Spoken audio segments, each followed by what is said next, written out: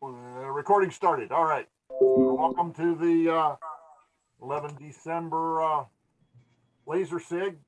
We've got Tom Bunch is going to talk to us tonight about some of the stuff he's been posting on our that you've seen on the blogs with different things on his diode laser. And Travis is going to give us a small blurb on some Cinemark, the spray on that you use for metal to etch metal with. Yeah. Hey, Alan, could I do a little intro for Tom? Sure. Only because, you know, you and I were discussed the projects that Tom was posting. I don't know, I guess most of you folks probably are users of the forums. And every once in a while, we get somebody from far afield who becomes a part of our San Diego community here. And Tom is from outside of Nashville. And so he showed up and he started to contribute lots of different kinds of projects. And there was a certain aspect to what he was doing, which I particularly found kind of exciting, which was he was new to lasers and he was new to the software, and he was just purchased an auteur, and he was just trying all sorts of stuff. But it wasn't just that he was trying it and saying, oh, I didn't get a good result. I guess I don't like this laser, and I guess I don't like this software, and I think I'm going to walk away from this hobby. No, this guy went ahead and kept at it, and he then got good results, and he moved on to another thing, and he got good results. And I just thought, this might be interesting. And I talked to Alan about whether or not we might ask him to be just sharing his experiences with us. And thankfully, Tom was open to that because it's somebody who came in from the cold. I mean, it's not as though he's like a longtime maker. It's not like he's been dealing with the kinds of things we like to play with.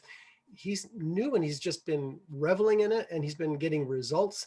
And I just think it's a great story. So after talking with Alan about it, we decided we'd reach out to Tom. And thankfully, Tom's willing to stay up late. As I said, he's in Nashville. But that's really all I wanted to do to set the stage. Because he may take 15 minutes, he may take 30 minutes, whatever he takes. This is just his story. And when he's done winding down, we'll go ahead and move on to the next topic. But Tom, thank you very much for joining us. And I'll just now put the spotlight on you, or Alan, since you're the host, if you wouldn't mind putting the spotlight on him. No, I appreciate it. You know, like we was talking about, Travis, I had ordered the laser, and I had already watched y'all's guys. You had a video out in reference to the Ortor 1. And when I seen it just, I was already watching laser videos, but I was getting more and more interested in it. And then I started going to different groups, basically just looking at different lasers, trying to figure it out. And something that I could get into that was not expensive.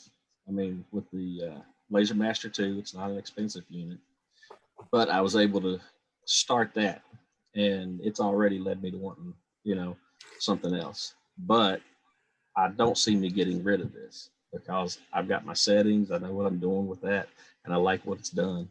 But with me, I'm prior military, out of the military now, went into law enforcement, and now I'm fixing to retire from law enforcement, but I still have enough years. I want to do something. There's too many times when you retire or you hear about people retiring, they don't do nothing. This thing's overcome me. I mean, I've fished, hunt, and now I find myself on the weekends trying to figure out, okay, what am I going to turn into a vec? What am I going to fix up? But yeah, I like it a lot. The some of the things that I learned from you guys just off of the videos, and it helped me get some other equipment. I'm sure some of y'all guys has got some big old shops, but when my girls moved out and it's just me and the wife, she kind of put me back here in the man cave where one of the kids used to be. And I kind of moved everything off to the side, and I got my little chunk of heaven that I can come here and relax. So some of y'all probably already know what that is too. But anything exact or particular you'd like to know about or talk about? Well, Tom, I don't think people at least heard that you were in law enforcement and what that meant. You were in the military and then in the police department, and for how many years? Oh, Lord. 12 years military active, and then went National Guard.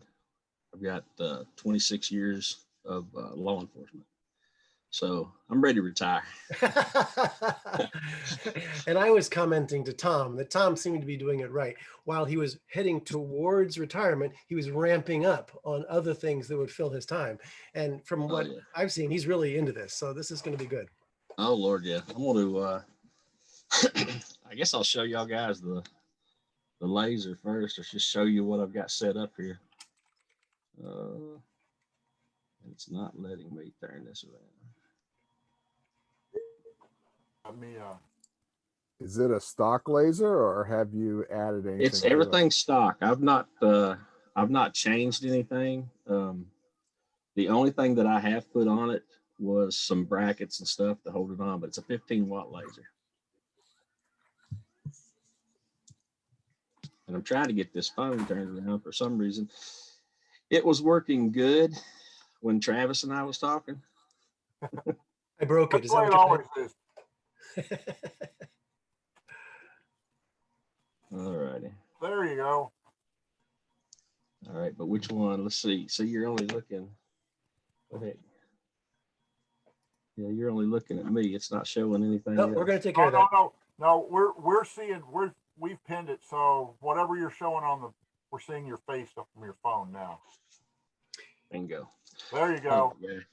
So Tom, you remember how we were going to switch the camera so you could see what you were showing us? Yeah. That icon's not showing up on me, but yeah, if you just touch the screen, then it should show up and you can then toggle. All right. The as far as the laser goes, there's nothing different than just ordering a stock laser. But as I progressed, as I went on and read more, the Ortor laser group, as far as on Facebook,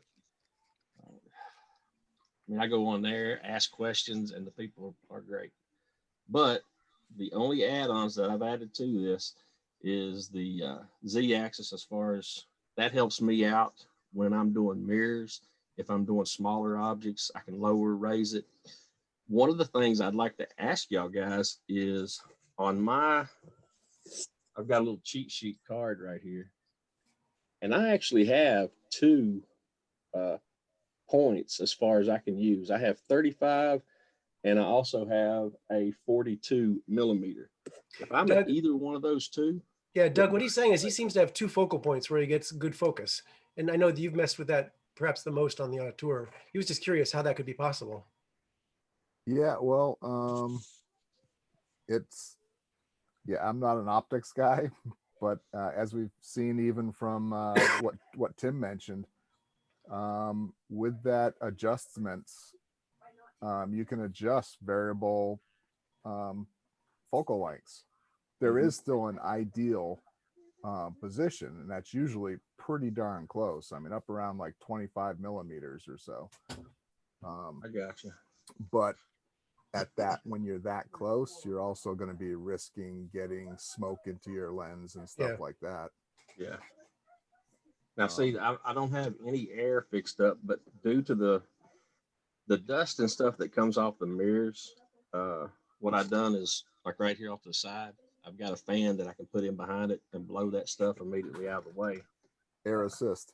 Well, that's a Tennessee air assist. How's that? But I got it fixed up, and there's different guys that sold them, and I just picked one. It works great. I can adjust, raise, lower. A little bit after that, I went ahead and ordered the legs to go ahead and put it on. And I'm sure y'all guys are all familiar with this. I went ahead and put me a sacrificial board over a piece of plywood, got on the Ortor group, and downloaded the grids that went with it. But after fixing that up, I found out that my burns were a whole lot straighter, a whole lot better. When y'all guys got your lasers, did everybody basically start out with tiles, or canvases or anything like that. I know for me, it was most of the things I saw was tiles. I think Doug and Alan went whole hog on tiles. Really? Yeah, but I didn't do it on the, I did mine on my big laser. Oh, okay. On your big one? Yeah. Yeah, and I did mine on the small ones. Yeah, it's a neat little tool. Mm-hmm. Well, I'm sure y'all have seen that one. It's when I started out, that's the first thing I did was do my painted tiles. You know, I see everybody else. I watch the YouTube videos. And with this is blaze orange paint, 2 coats over a white tile with a single layer of black paint. And I did my different burns, but what I was looking for is that silver at 10 power at 1500 down in the middle on the bottom. And I wanted that specifically because of the tiles that I was doing. And I'll show you a picture here in a little bit for some Marine Corps coasters that a guy was wanting. But when I first started also with just a white tile, I was getting really bad results. I mean, it was just barely skimming, and I'm bad for notes and renotes. And I showed Travis a notebook, probably about 1 inch thick, but it's got a lot of failures in it. There you go. I see that, Doug. The paint. I mean, I'm also on the Ortor Facebook page, and there was a guy who, this was many months ago, posted something. I think it's called Norton's technique or something. And I looked and searched, and I found, you know, the type of paint that they used. When I went to Home Depot, they had like 2 of the white paint. Mm-hmm. So I got one that was just white, and one was like white with primer. And I did 2 tiles, one with each paint, and did the different speeds. And sure enough, it was a big difference between those 2 paints. And and as you can see, also this, you know, the speeds have an effect. But yeah, the paint and how much paint you put on it. There you go. And see, Doug just hit exactly what I was getting ready to show, because we must have been on the same track, because I found that other paint and it just come out 10 times better. And after I played with the power a little bit, you know, I was able to get it at least as dark as I wanted to. Yeah. But now, Tom, that one you just showed us, you had put the paint on, you did your etching, you washed the paint off, and what you've got there is a permanent dark image on tile, right? You can't scrape it off. Yeah, no, it's not. I mean, I even tried a scraper on it because, you know, I just wanted to see, and no, it didn't scratch, it didn't pop off. Whereas if a painted tile, you know, the slightest nicks on those things start showing, at least I'm seeing, unless y'all guys got a different way of doing it. Yeah, so what he's talking about is the multicolored, the one where he layered first orange and then black. Yeah.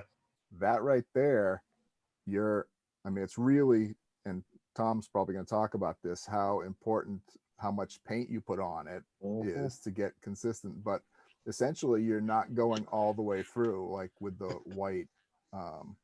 With the white, you go right down through and you actually mark the surface of the tile. With the multicolored one, you're just taking a little bit of paint off. So what happens is you essentially have your design in the paint. So you have to coat that with something to protect it. Got it. Did you notice, Doug, that when you did coat it, say if you sprayed it with a clear coat or something, it gave it a crinkle effect? The paint would kind of, it would, I don't know, spider web, for lack of better terms. I've seen that on other people's design. I have not done the multi-layered paint. Yeah, I've only just read and observed and kept track of what it's doing and how they're doing it. And but I have seen people getting that crazy crinkle. Yeah, it was. It worked out good for Halloween. It gave it that good effect. Texture. Yeah, but it was something that was undesirable after a while. But I've got some pictures that I'm gonna pop up here in just a second of what was it? It was actually going to be the Marine Corps tile. Okay. And the Marine Corps tile had a kind of an orange hue. And the reason it did is I didn't put that paint on there, just like you were saying, Doug. That's all it was. We're doing it by hand, Yeah. you know, and it's a visual thing. So, and we're basically taking off a partial layer in that technique. You're only taking off a little bit of the top layer of paint sometimes. So it's it's going to take a lot of practice and just get a feel for, you know, what's the right thickness of paint. Well, after I started doing the tiles, and then I started doing the white tiles and getting those fixed up. Up here, we've got a lot of, and I've said it on the group in reference to reclaimed barnwood, and these people go crazy over it up here. I don't know what it is, but if you can lay your hands on any type of reclaimed wood, and heck, y'all probably already know that. People want that stuff, and I've got friends that see something and they're like, hey, wait a minute, I want this, I want that. Can you burn this? And the last thing I want it to be is a job. This is fun to me. Right. I mean, I enjoy the daylights out of it. I like making stuff for other people, and you kind of get more fun just giving it away just so they can have it. Yeah. But well, it was actually when you started. It was actually when you started to post images on this reclaimed wood that I started to really take notice, because if you look at the stuff that, say, Sam or other people here, you know, crank out on a regular basis, we start with these clean slates. You know, we've got Baltic birch, and it's nice and white, and it's not got a lot of flaws, and you know, we get good results on that. And here you were using a 15-watt diode laser, which is more like 5 watts, and you were using a textured, weathered, exposed to the elements piece of wood. And through your iterative process, you got some pretty darn good results. So I started to really start noticing your work when you were persistent enough to actually claw out good results, even on wood that wasn't like a white sheet of paper, which the tiles and the right here's a birch are. This is one of the ones you're talking about, but you know, this had came off of the barn, and this is a section. I've got to quit that wiggling. Y'all guys gonna get sick on me. This is just a chunk of wood that I was going to use for something else, or as far as the burn goes, but I wanted to find out what the burn's going to take. What am I going to, you know, do my settings on? And you can see actually different lines as far as where I was going through adjusting, and then finally got to where I wanted it. This one here, one of our canine officers, I did. Can you go up closer to the dog? Can you go up closer? Yeah. And I don't know if you're gonna be able to. There you go. But in doing this one right here, this was even rougher than the wood that I did the burn on. But if you can, and this camera don't give it justice, but if you can make that nose look wet, man, it's awesome. I mean, when you do that. But it took so much burning, because I think this was the second piece of wood, and the other one was just charred all the pieces, trying to find the right settings. And y'all guys have certain settings that y'all like to, I mean, you know, that you're going to use on a certain piece of wood? There's a guy on this call who is like the king of tables. His name's David Collins. And the answer to that question from him would be, oh yeah, of course. Am I right, David? I mean, it depends on the laser, but there's a lot of testing involved. Yeah. Yeah, that was, here's another piece of wood.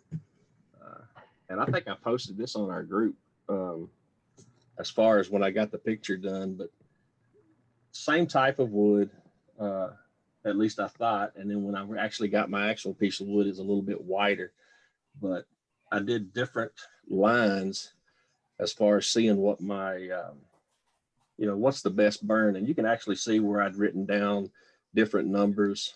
And I came up with this one right here. Well, for this piece of wood, it was good.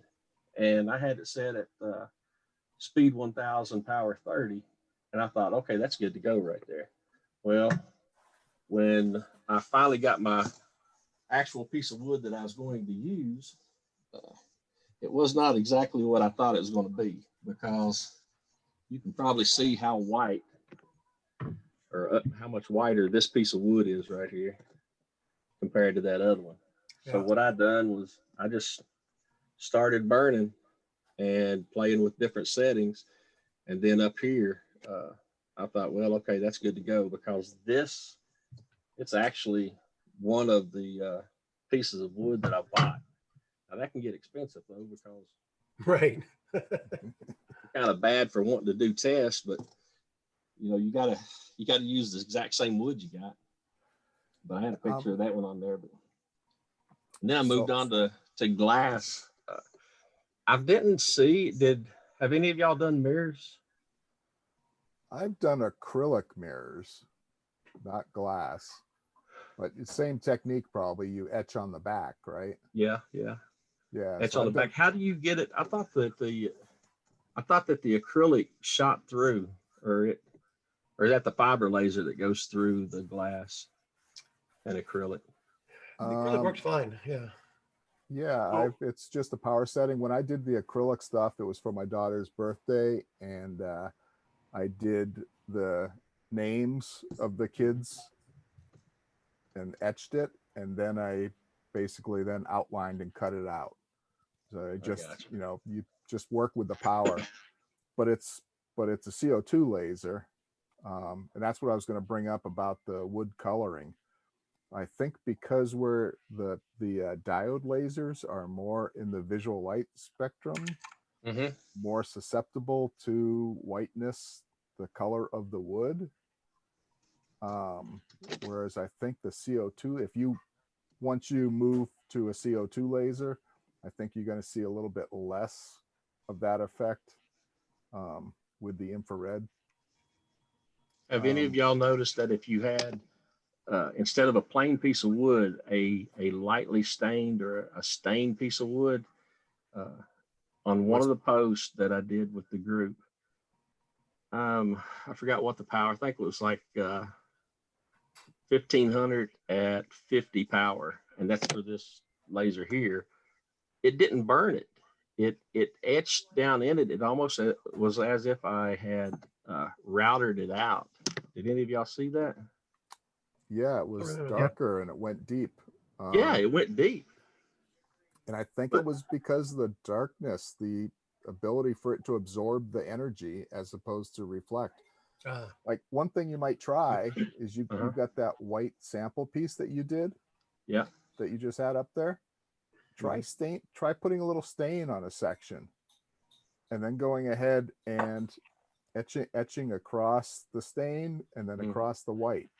And I think you'll see that the stain will allow the energy to be absorbed and give it more of an engraving, give it more depth, more depth into it. And that's where it's lots of trial and error based on the surface of the material. Or just bite the bullet and go buy you a piece of walnut and try it on it. I'm gonna, after we get done tonight, I'm gonna post a picture. I lucked out. One of my guys came to me and said, "Hey, I've got a tree that has fallen back here in the backfield. Do you want it?" And I'm like, "What kind of tree is it?" He said, "That old nasty walnut tree." He said, "I used to put green."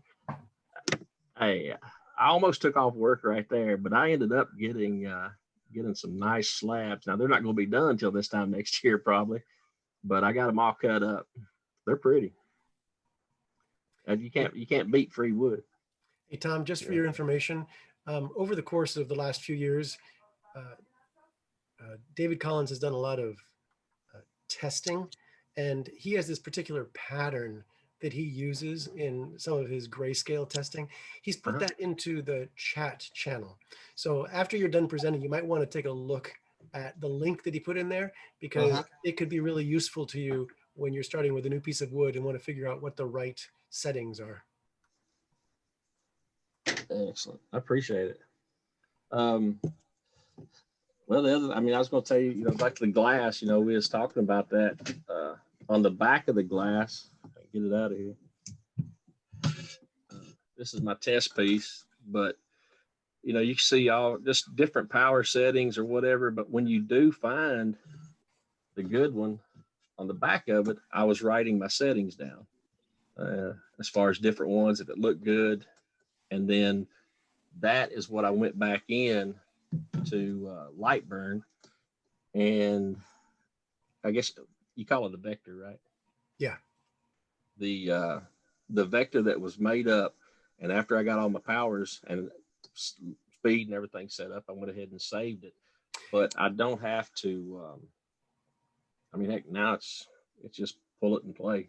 Yeah, and this is really going back to what Doug was saying earlier about how with the spray cans on tile, it was so much the technique. How much paint did you lay down? You couldn't be super consistent. But when you're buying the same mirror, you know that the back of it is going to be the same. And so you can very predictably get results. And those are great looking results. Yeah, this one here, for some reason, the patches, it was hard. I took a picture of it, and then, you know, trying to trace wasn't working. And basically, I mean, heck, you had to really go into it and tweak and tune. But I finally got that one fixed up. That looks great. Is that your finished product? This one here is finished. Yeah. And the only thing I've got to do is I've got a guy, he's in school right now, but when he comes back, he's going to give me the information that I need. But he's got a small picture that he's wanting me to burn on it. Well, he's got to get it at the house. So I told him, I said, yeah, I'll go ahead and do it. Tom, can you bring that closer to the camera?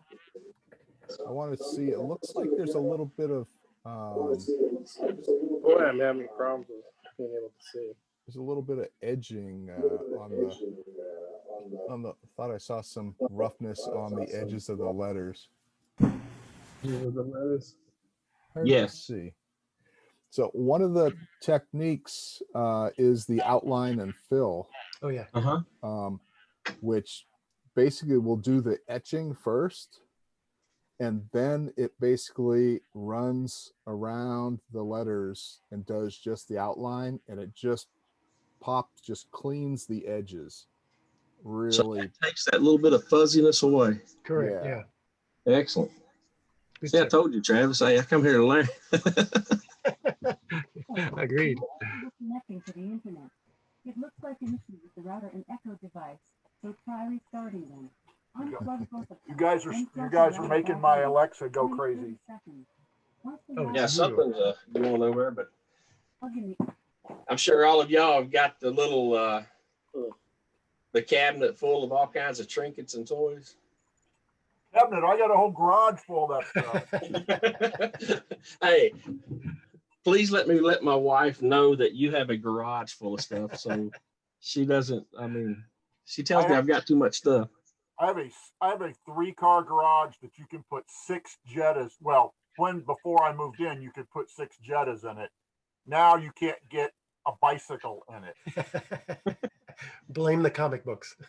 Well, yeah, part of it's my son owns a comic store, and that's the storage place for some reason this summer.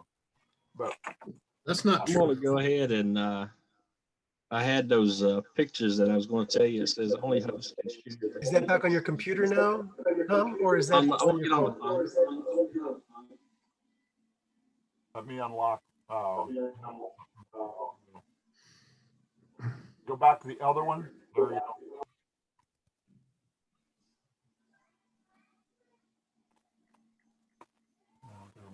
Okay, Tom, we're on the computer now. All right. I'm trying to, here we go.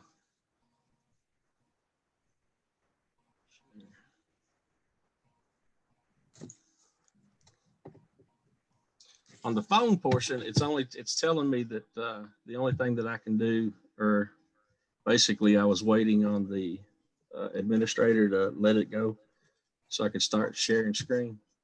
Okay, now you can. All right. There we go.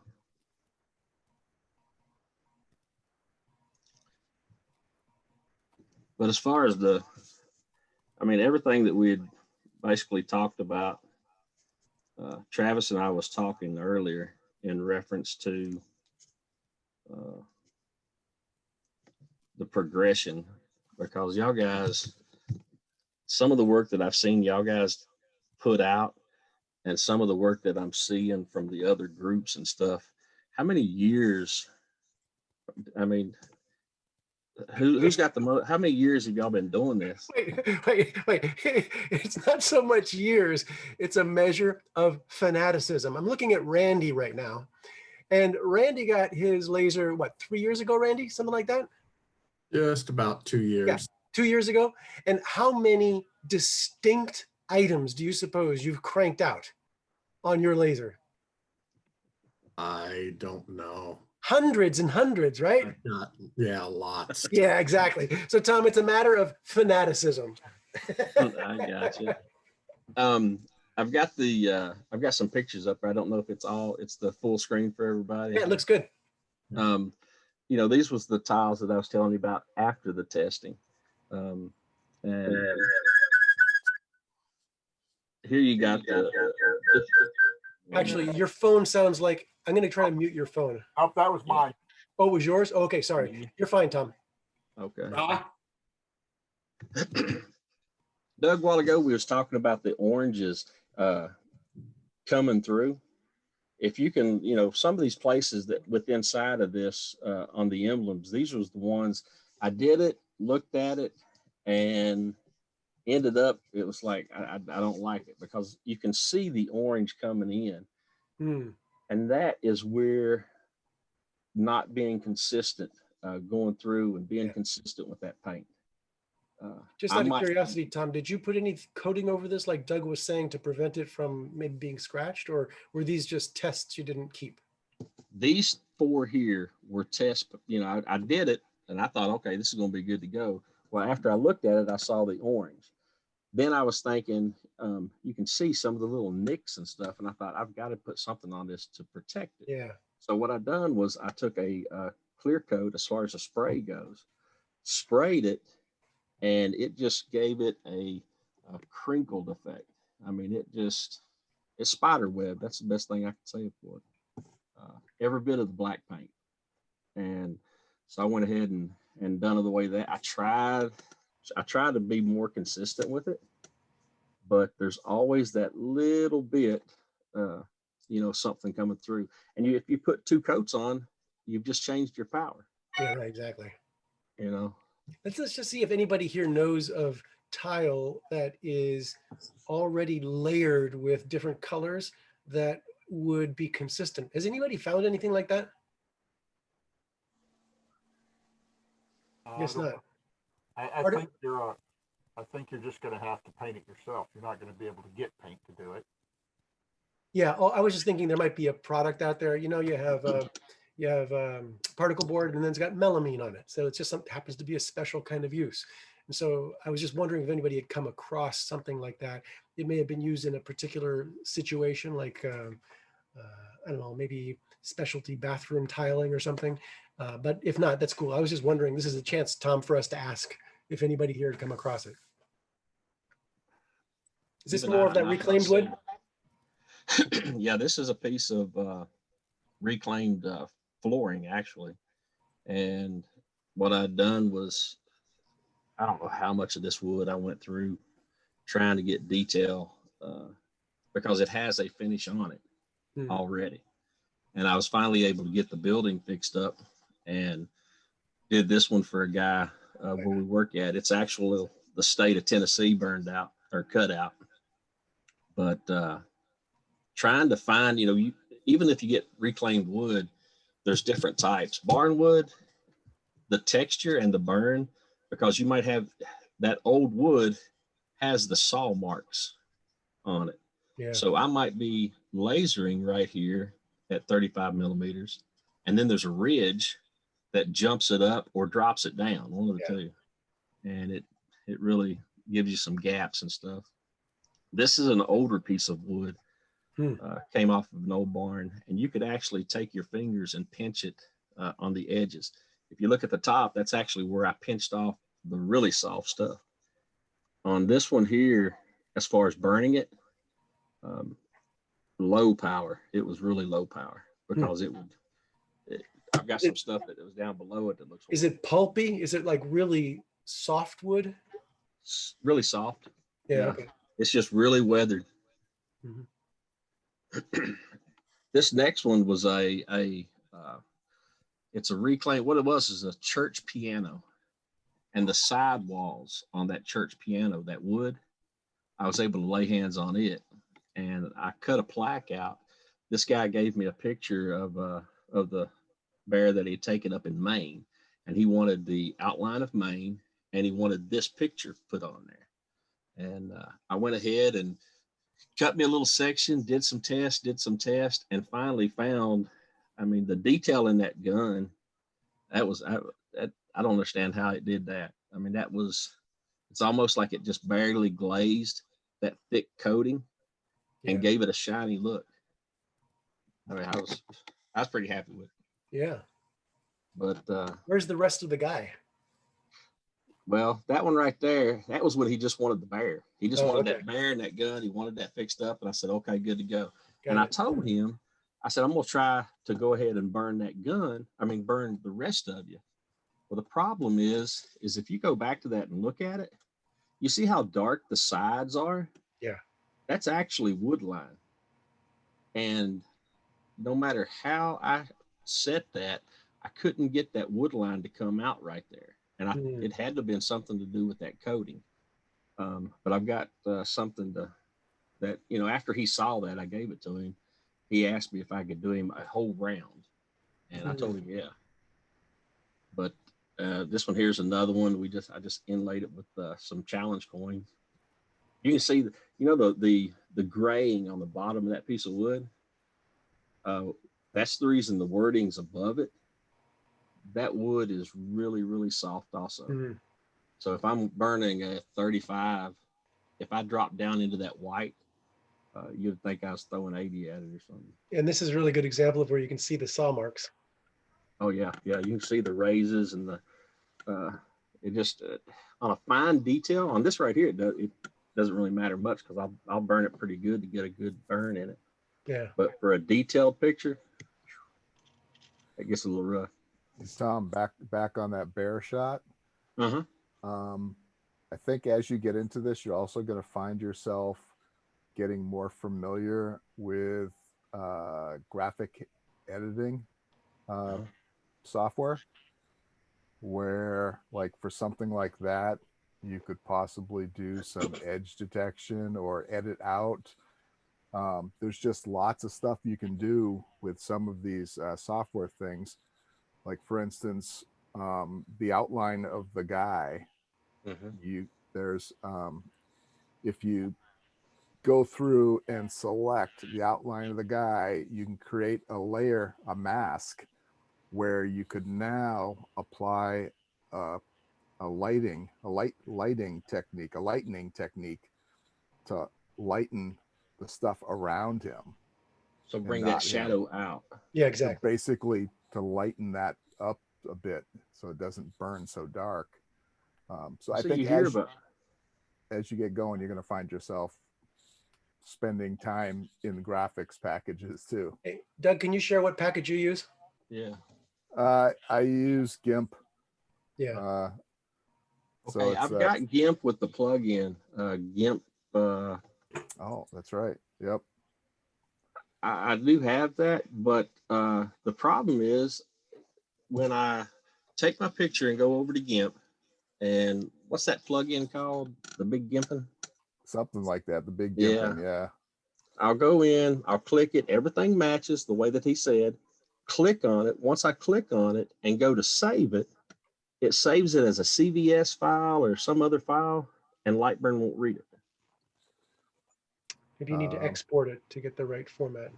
So then you go into Inkscape will read those files, and then you can convert it to an SVG, and then you can read it in a Lightburn.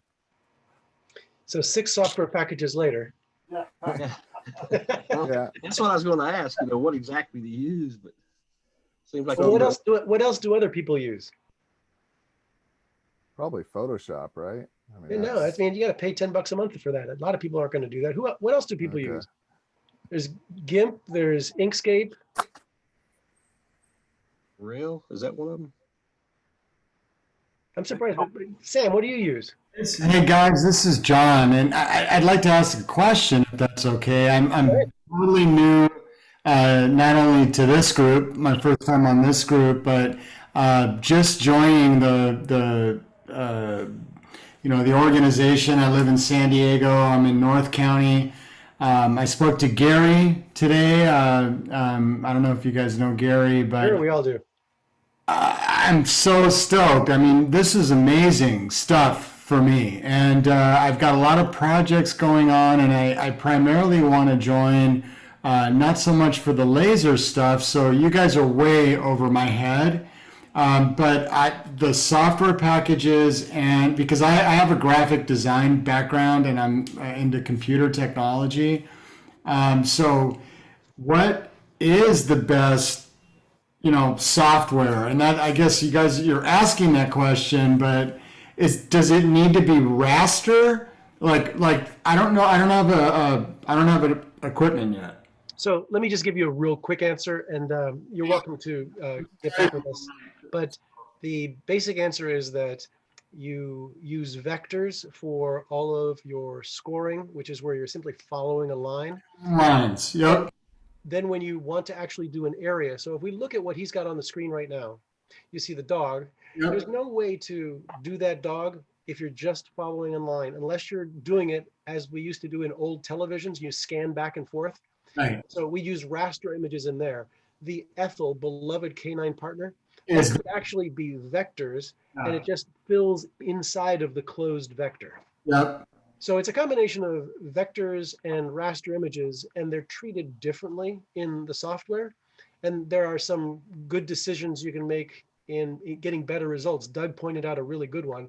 For instance, the word Ethel right there, if it had been a raster image, it would have left a sort of jaggedy edge on the left and right sides of the vertical lines. Yep. Well, you can also tell it then to trace the outside of it if it was a vector, and it would then clean up those edges. And so there are little tricks to getting good results out of this. Yep. Basically, whether you're putting in a vector or a raster, there are different ways of treating it.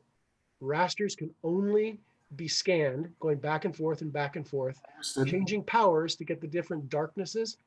But vectors can either be just followed, or if they're closed vectors, you can fill in the vector.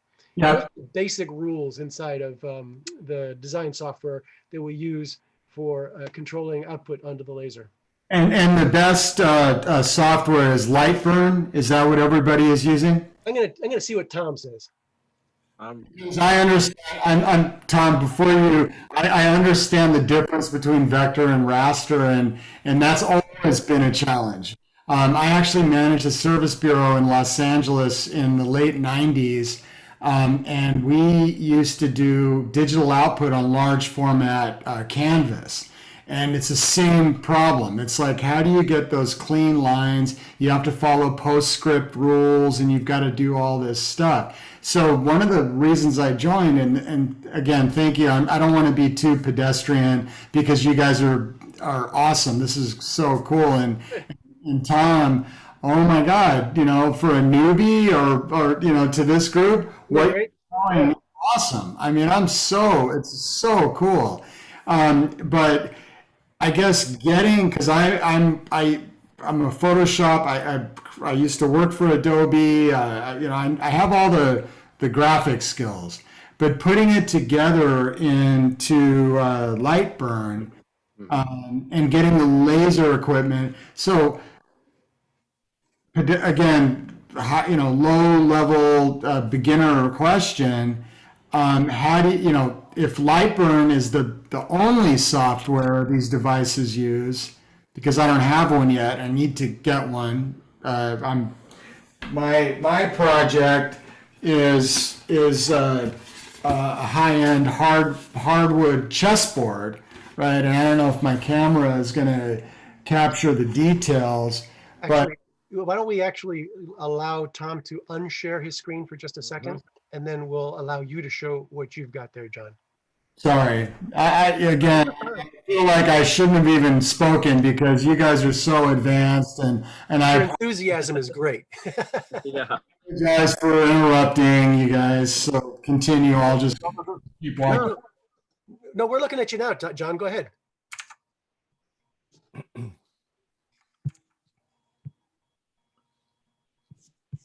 Too bad you couldn't afford a bigger monitor. Right. Okay, yeah, we see that. Yeah, yeah. Let's get it big. Hold on, let me spotlight you. There we go. Now you've muted. John, can you unmute? Okay, go ahead. So it's a hardwood. This board is walnut and poplar, and I've done all the finishing work. I have one side is gloss, and the other side I haven't finished yet. I'm still doing the filling, but it's going to be really, high quality chessboard, and I want to do some specific engraving on each individual. I'm going to do a few of these for Christmas presents, and I want to not only do it for now, but I'd like this kind of to be a hobby of mine. So anyway, that's my project. And so John, just so you know, as a quick aside, we have a guy in the shop, maybe somebody can help me remember his name, who makes these remarkable chessboards. He does he actually gave a presentation to us on using resins for creating the pieces. And then he uses laser etching to create really distinct patterns on the boards themselves. Yep. We should put the two of you together so you can at least chat about this. Larry wants your display there. Can he have your display, the one that's there showing the... Larry. Funny, I like the vertical. I just started using the vertical because when you have like the website we were looking at that was just recently shared, if you have a website or a page, like say for me, I'm on LinkedIn all the time, the scrolling, you can scroll up and down on these long websites. So it was a gift for my company. We can do a raffle. Hey, John, just so take a look at the chat. There's a link to our forums there, and that's a great way for you to continue to stay in a dialogue with us. It's just where we hang out around various themes, from hand tools to lasers to CNC, etc. So let's go back and put the stride back into what Tom was doing and wrap that up.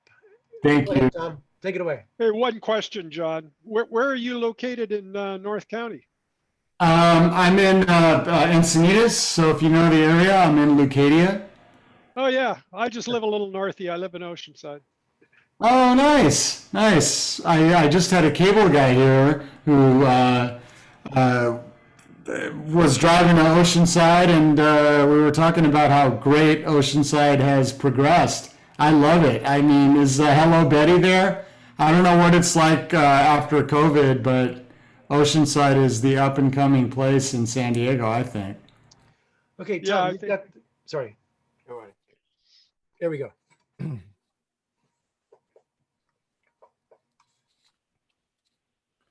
You good to go?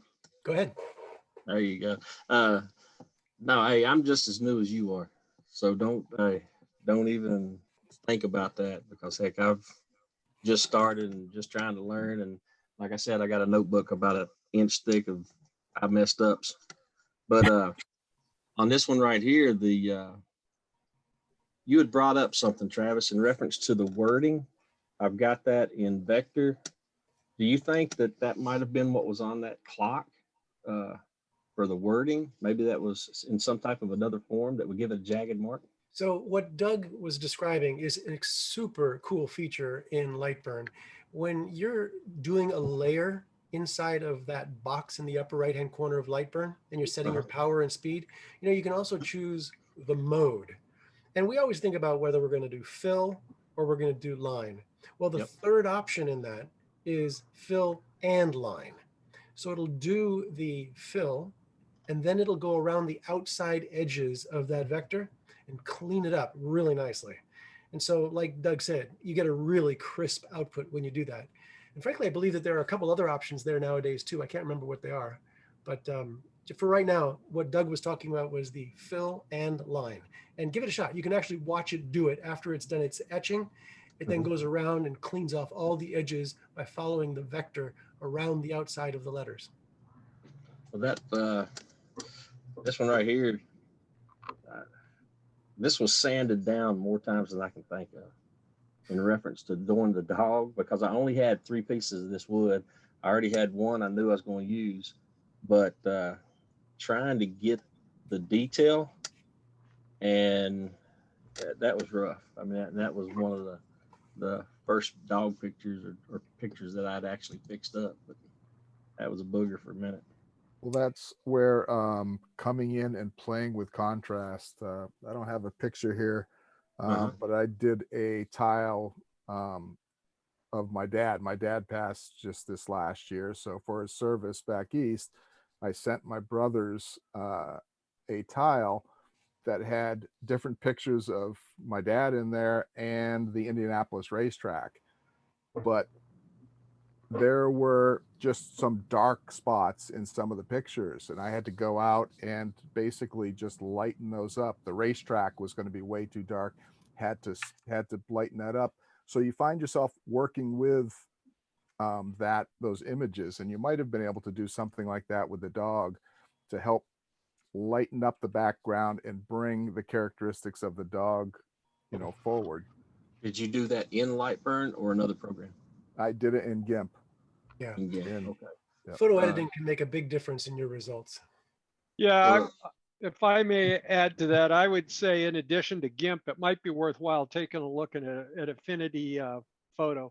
Yeah. Affinity is about $50, but it gives you a lot better usability, and it gives you the closest thing you're going to get to Adobe Photoshop. It's very powerful.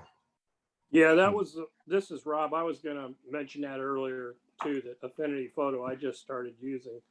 I'm still learning, but for $50, for $59, whatever, for lifetime subscription, you don't have to keep paying a subscription. That's pretty good.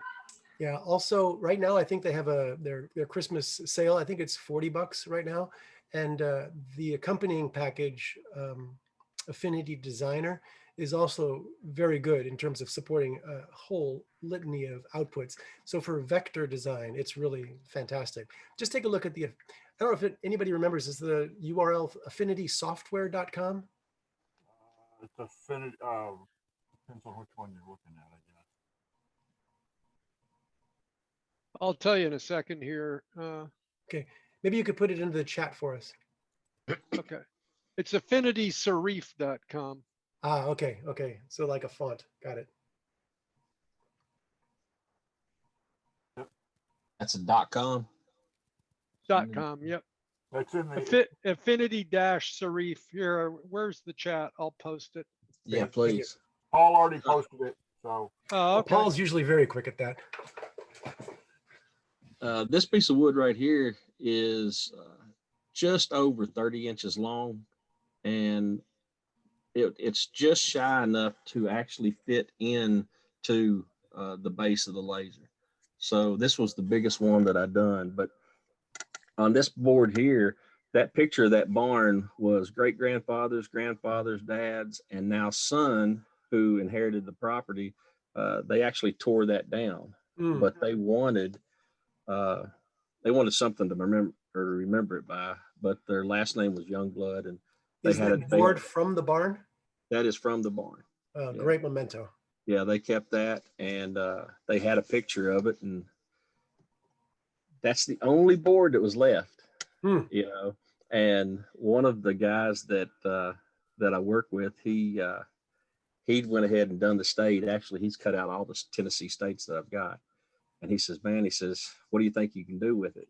And I said, give me a piece of, practice. He said, there ain't no piece of practice. Now you talking about nervous? Sometimes like being a photographer at a wedding. One pass. My lands. But John, you was asking about a another program or something to use to convert those. Image R, it's free. If you can put up with a ton of advertisement, it'll do. That's what I do all my pictures on, is I use Image R. Take your photo. Once you go to that site, you ain't got to sign up. You ain't got to do anything. It's free. And it's got a step-by-step. You download it. You crop it. You basically size it the way you want it. And there's going to be a black box. After you crop it, there's going to be a black box pop up to the right of the photo that says enhance mode or enhance, something like that. Click on that on the left-hand side. One of the guys mentioned about contrast. I've never really played with that a lot, but I'm getting ready to start doing it more because there is some good things in there in reference to contrast, sharpness. That'll be a good one for you if you wanted to check it out. That's awesome, Tom. So, guys, what is the final format that, and I'm sorry for, again, being so basic, but what is the final file format that's needed? So, John, think of Lightburn.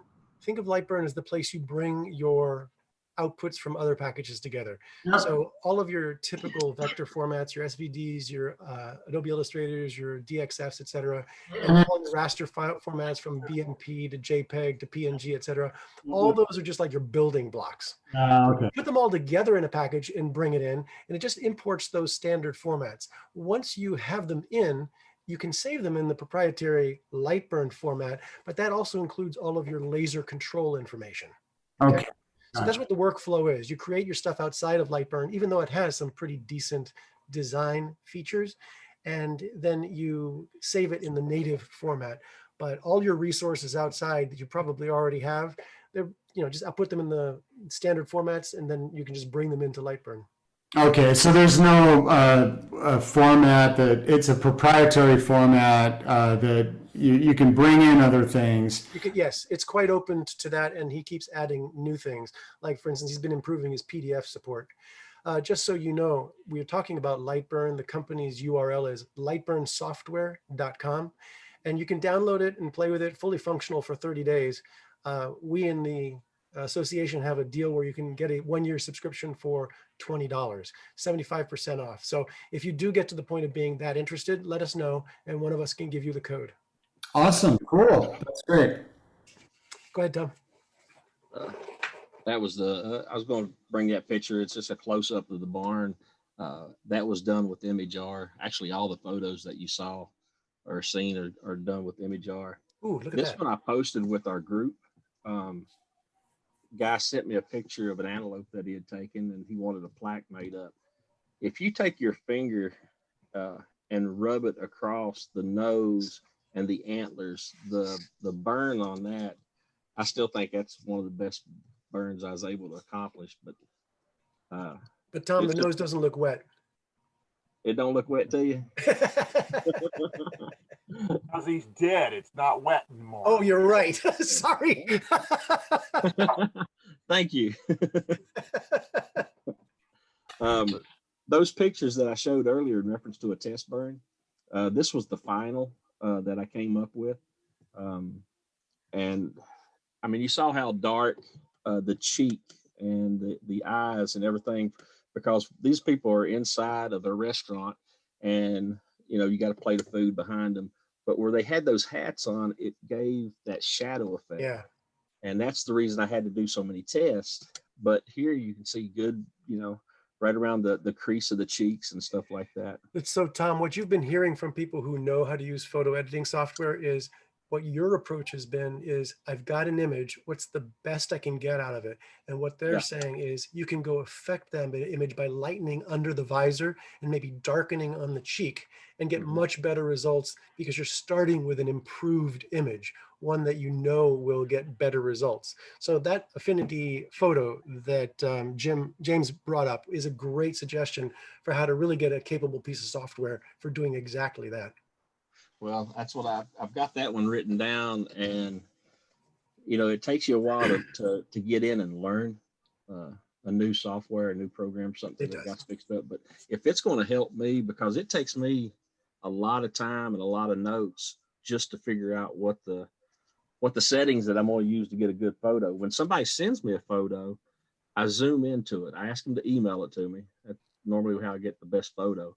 But I'll zoom in, and if that picture pixelized, if it just gets kind of blurry, it's not it's not going to work out good for me. But you're saying that if I use this other program, I can even enhance those? Well, there are many different techniques for photos. What we've really been talking about is your ability to lighten and darken areas, dodging and burning areas. There are lots of other things, for instance, increasing contrast. You can increase the gamut, which is the range of darkness to lightness. There are a lot of things you can do, but it really is a good starting point to just learn how to do what's called dodging and burning. Dodging makes areas darker, and burning makes it lighter. So Tom, if you can go back to that picture that you had before. So what your technique has been to use something that changes the entire picture and you try to find something in between across the entire picture that gives you something that looks okay. Yeah. And the woman's face looks really good here, but you can see where the guy's cheek is whited out. Whited out on that right hand side. And that's where, by using one of these software packages and using the technique that you actually use with your mouse and go into a certain area and lighten things up and darken things, you can affect that. Like the deer picture before, the top, the forehead of the deer was gone. It was whited right out. Whereas a little bit of work in the graphic package could have darkened that a little bit so that you still got the outline. Bring out that hairline. Yeah. Yeah. So that's I mean, you're still doing amazing stuff. That's why I was saying though, that as you get into this and you start like looking at your own pictures and going, oh man, how can I modify that and make that a little bit darker? That's where the graphics package comes in. Yeah. One of the other things you could do is you could actually cut out the faces. So you could cut out the background if you don't want the background. So, I mean, there's a lot you can do to refine and focus what elements of the picture you want to present. Is a simple way of looking at it less gray shades of gray and more black and white, and just using tools like dodge and burn to somehow bring out the cheek in this example, right? So we need to adjust the brightness, but the machine, the equipment itself, needs to have less gray or shades of gray and more like, where do I burn and where do I not burn, right? Is that like a way to look at it? I'll just give you my answer, which is the cheek is blown out. There's not enough detail there. So you would like less light in that area to reveal the creases, the bristle, the detail in his ear. Under the visor on the right side of her face, it's still quite dark. You'd really like to be able to lighten that up to see the definition of her eye, the aspects of her face that are furthest to the right from our perspective. And you can do that with dodging and burning. What Doug was saying is that what Tom is doing is he's doing the whole picture and trying to get the best result with the current picture. But if you use dodging and burning, you can change features inside of the picture to get it more ready to get a good job across the entire picture. And in this example, you could make the cheek a little darker, and you could make her eye under the visor a little lighter, and you'd end up getting a nice complete picture rather than looking at this and saying the cheek is a little bit blown out and I do see there's some shade under the eye. You just say, oh, it's two great faces. But it requires learning the right software and the technique, and then doing as Tom does, which is, trial and error until he gets the right settings. Basically a bunch of practice. Yeah. Yep. It'd be interesting. It'd be interesting to take this I photo. go back, I use GIMP all the time, and when I come across something and I don't remember, I just go to YouTube again and just look I just search for the techniques and but they're general imaging techniques. oh yeah. to the hardware, because I mean, if this image were given in the perfect quality and it was grayscale and very smooth, it would appear that way on the on the wood if as long as the adjustments on the equipment were correct. Right. Correct. Yep. Okay. Yeah. I kind of feel like I'm jumping in on something that's way over my head because I haven't purchased equipment yet. And one of the final questions, and I'll stop talking, is there any equipment I should look for because I want to purchase my own equipment and join the shop first and go down and take Travis's courses. And it's a great way to really pick up and figure out what it is you want. Because you do that, you use the laser cutters at the shop, you take the couple of classes and you'll quickly start figuring out what it is you want, what size you're going to need. Wait till January. I mean, we've got this thing called COVID, so that's but if you wanted to do something at home with a toy, what I just put into the chat is what many of us purchased because it was almost a year ago. Since then, there's been what did you call yours, Tom? It was the Laser Master 2? Yeah, Laser Master 2. It has a much larger cutting area. And they've got another one that just came out that has a 400 millimeter bed, I think. But the reason for pointing you in this direction is, one, it works with light burn, and two, it's remarkably affordable. So the version that most of us bought was under $200. You got a bigger one. How much was yours? How much did yours cost, Tom? You're muted. It was $189. $189. So you can get into this very easily, and the skills that you pick up are quite transferable to the shop lasers because we're using the same software there. We just have much bigger and more powerful lasers in the shop. Awesome. Look for the deals. Look for the. So I think, Travis, this is Rob. I think you might have answered my question that I was going to have, but I want to make sure is Tom's stuff looks bigger than what I'm used to being able to do on that Ortura, which is a 400 by 430, and I've only played with it once or twice, so I'm deficient in my learning skills. But Tom, you said something about 30 inches, and I was just wondering, was there a tiling feature or something, or is your bed bigger? Because on the laser, I can make something longer, just not wider. I can make something longer, yeah, but I cannot go any wider than. Let's see, I've got so light burn and that software has a tiling feature similar to CNC's. Yes, it's called print and cut. Called print and cut. Yeah. Okay. But like, for instance, on some of our lasers, like Alan's and mine, there's no pass through, so we're really restricted to the size of our bed. Yeah, but on the Ortura, correct. You can't. Correct. Exactly. And well, if see, on my bed, I've got 20 inches by roughly 17 inches or 16 inches. So if I come in on that side, like what I've done, I can run a long piece, but as long as my burn area, and you'll notice within what I've done for the name, I was able to put that name within my sector and then move it over, put me an extension over here to where I can lay the wood, make sure everything was flat, get my distance right. And then I was able to burn my house or the barn. That doesn't sound good. To burn your barn? That doesn't sound good. Yeah. That's awesome. Tennessee slang.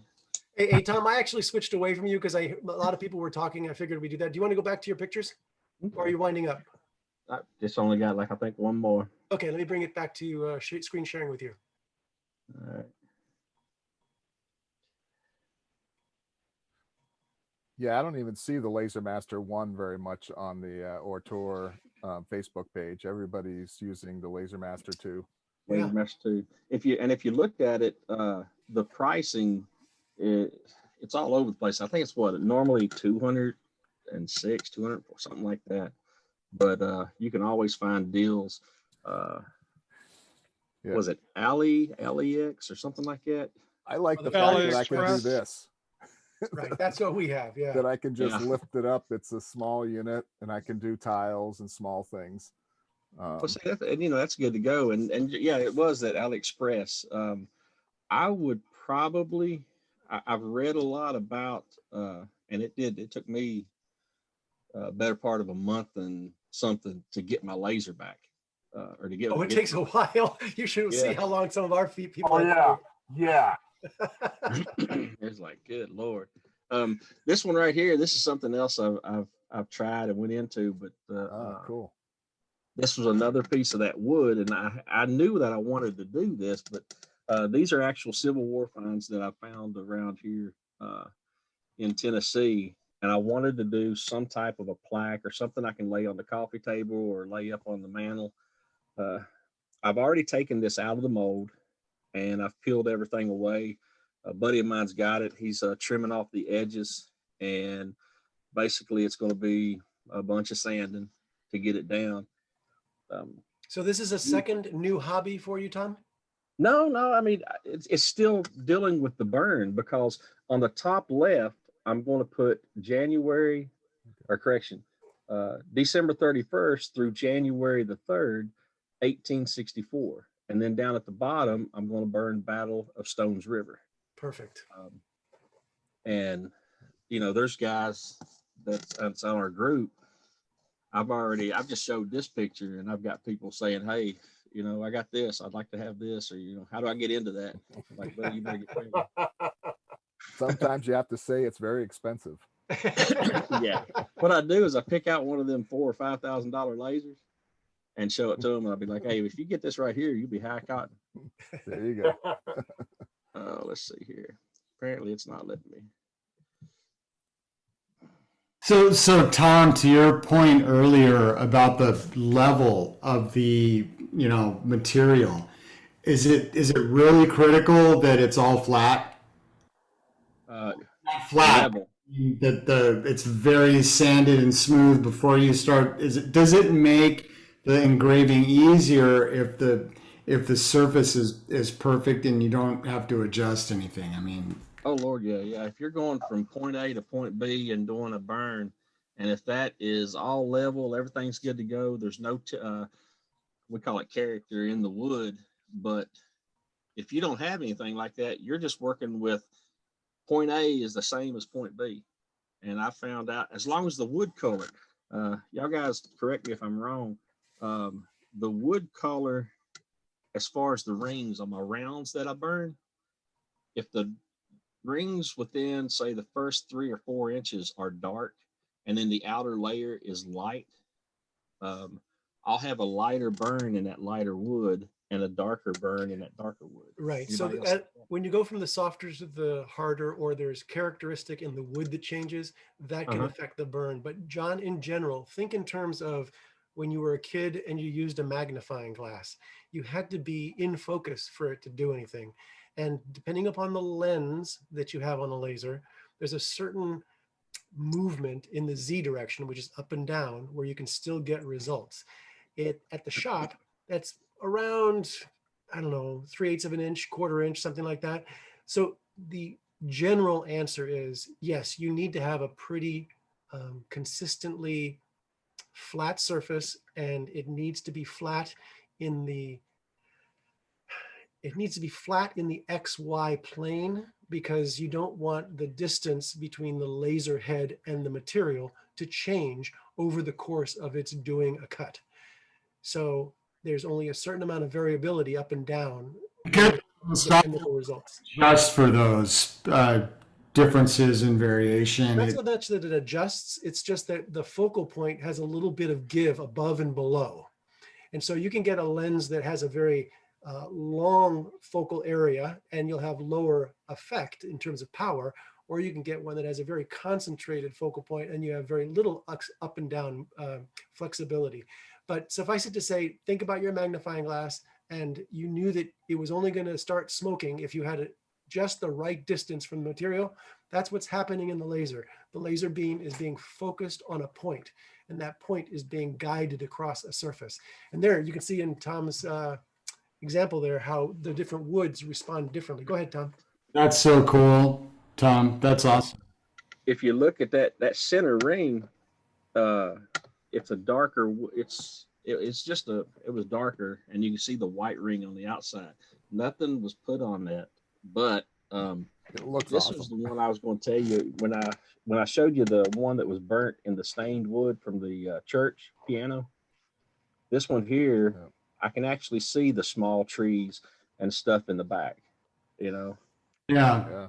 Yep. So to the point of the software used, if you would have put if you would have put a circle around it and tried to eliminate those corners, and it just would have been a blur effect, maybe to eliminate those corners.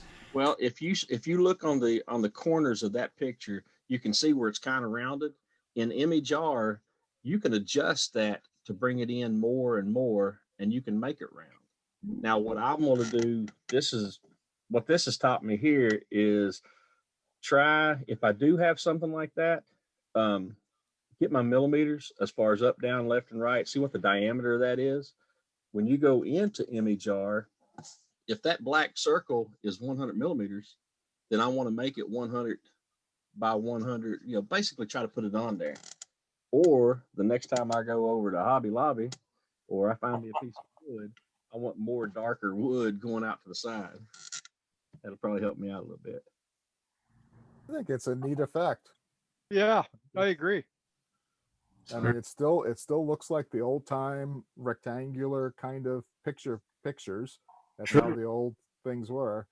But the round dark part kind of emphasizes the fact that there are tree rings. I think it's a really cool effect. Oh yeah. It's I just see sort what of you mean now, yeah. translucent. Yeah. Yeah, I agree. I think it's a cool effect.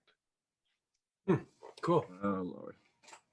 Let me see here. But hey, that's I'm going to come off of the camera for the phone.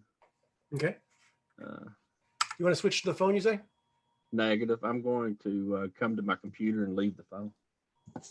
Okay. Basically, I mean, I feel like I've taken up a bunch of y'all's time. Hey guys, can I tell you? Cool. Can I tell you that Tom was concerned about whether he could talk 15 or 20 minutes? You have that problem. I don't think we had a problem there. Any other questions for Tom? I thought that was a really great conversation, guys. Yep. Hey, Alan, if you don't mind, I have like 5 minutes worth of material if people want to stick around for it. Yeah, I'm fine. Yeah. Okay. Because I'm interested. Okay, so I want to show you something first, which my daughter just sent me yesterday. She was very proud of her guy because I gave him my auteur, and the guy's an engineer, and he just frankly loves it. He just is totally gaga about using this thing. And she sent me something that he had just done that looked really, really good. And so I thought that I'd show it to you and then surprise you with how incredibly effective and how incredibly cheap it was to do. So he's sitting here making gifts for his family, and he's using his little auteur laser to make key fobs. Now, when I show you this, what stands out to me is one, the guy is obviously incredibly intent on positioning. That's really very, very good positioning. The other thing that stood out to me was what kind of contrast it was. It was really stark. And she described this as a leather key fob. So I said, wow, that's kind of impressive. So I pressed on it a little bit further, and I asked her to turn it on the side. And so when I turn it on the side, you can see it's obviously not leather. It's a laminate of some sort, where on the top is a leather colored material, but just below the surface, under the very, very thin skin, is a black material. So I said, well, gosh, that's kind of cool. Looks like faux leather. It does. It's exactly right. And that's why she had said it was leather. And so I said, well, where did you get this stuff? And she sent me a picture of this. I'm sorry that I can't do any better than this because it's on my Mac and this is in photos.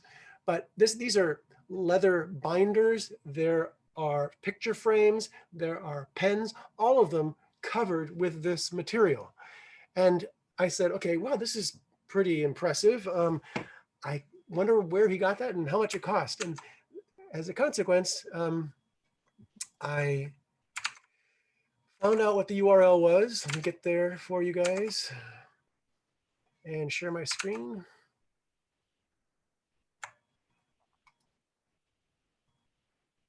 Right here. Okay, so this is the place. Look at the price for these things. These are the individual leather sheets of this stuff.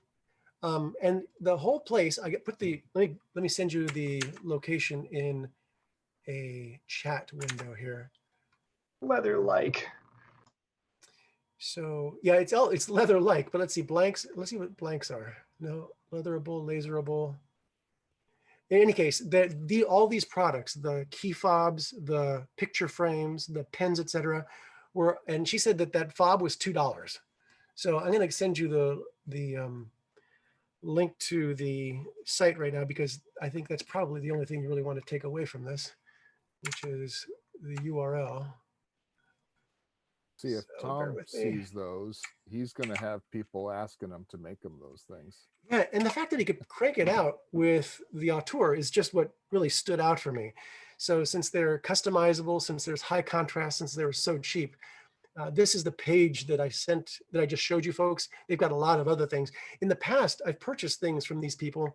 Do you guys remember the multi-color acrylic laminate that we have?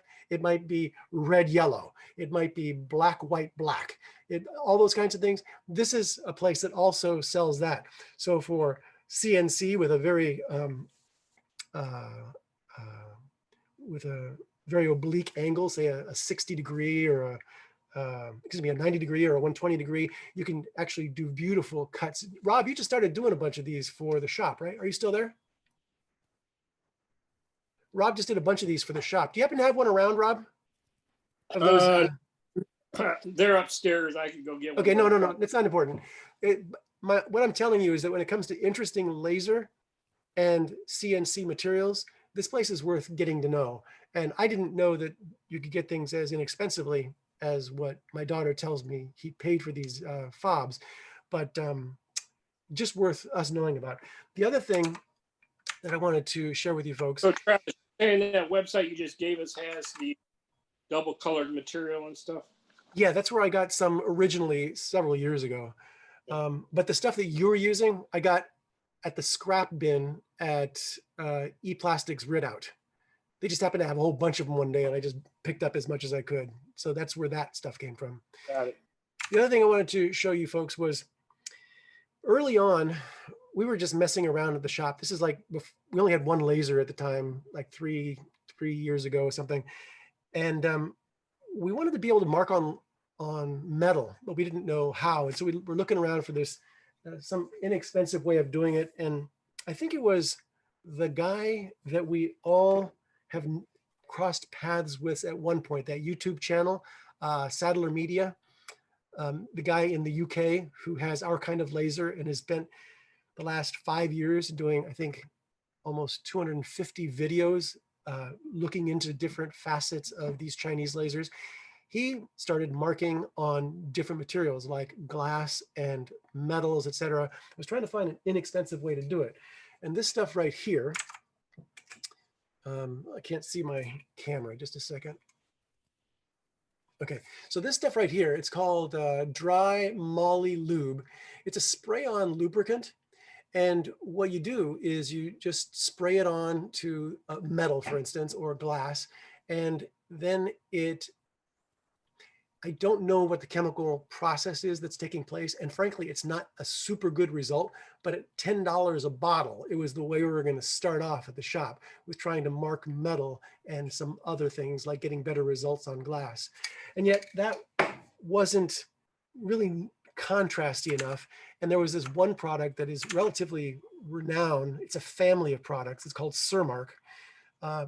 Really costly, but it is really good at getting those high contrast. And this is something I did on a laser blade 3 years ago. I tried to do something in preparation for this call, but unfortunately my bottle, my can, the lid popped and it doesn't work anymore.